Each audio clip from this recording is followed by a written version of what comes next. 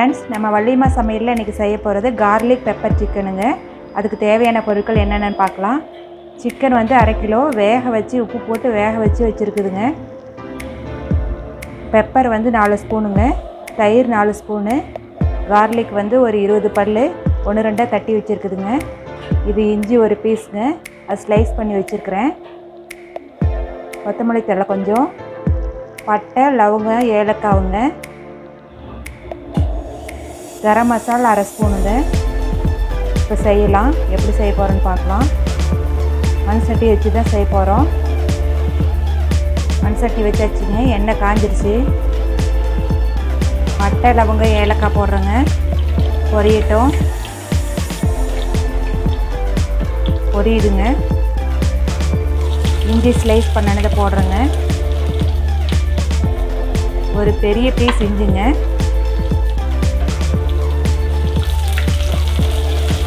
நல்லா வணக்கட்டும்.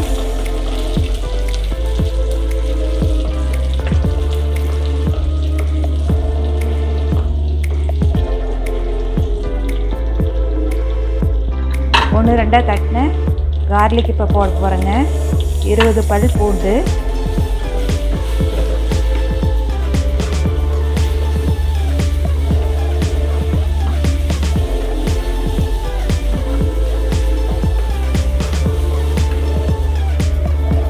பூண்டு வணங்கிருச்சுங்க.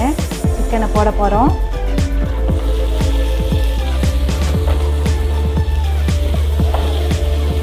சிக்கன் நல்லா வணங்கட்டும்.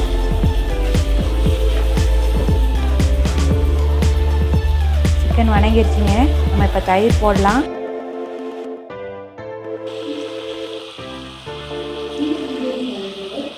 இது கொஞ்சம் வணங்கட்டும்.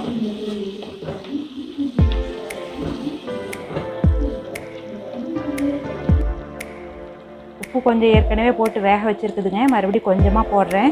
நீங்கள் டேஸ்ட் பார்த்துட்டு போட்டுக்கோங்க.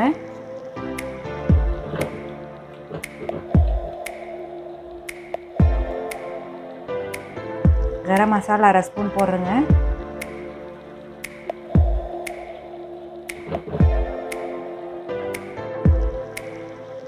பெப்பர் போட போகிறேங்க, 4 ஸ்பூன் பெப்பர்.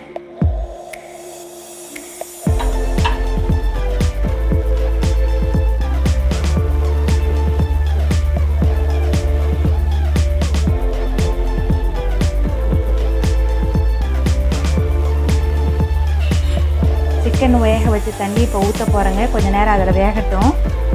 ஏற்கனவே குக்கரில் 5 சவுண்டுக்கு விட்டாச்சுங்க. மறுபடியும் இதை இந்த பொடிங்க எல்லாம் வாசனை வரக்கூடாதுங்கிறதுக்காக வேக வைக்கிறேங்க.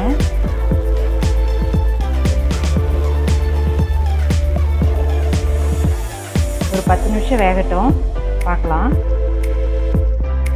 நம்ம கார்லிக் பெப்பர் சிக்கன் ரெடி ஆயிடுச்சுங்க. நம்ம வந்து மல்லித்தழை போடுறோம். ஆஃப் பண்ணிடலாம். சாப்பிட்டு பாருங்கள். இது சாப்பாட்டுக்கு நல்லாயிருக்கும், ரசத்துக்கும் நல்லாயிருக்குங்க. இட்லிக்கு கூட வச்சு சாப்பிட்லாம், சப்பாத்திக்கு சாப்பிட்லாம்.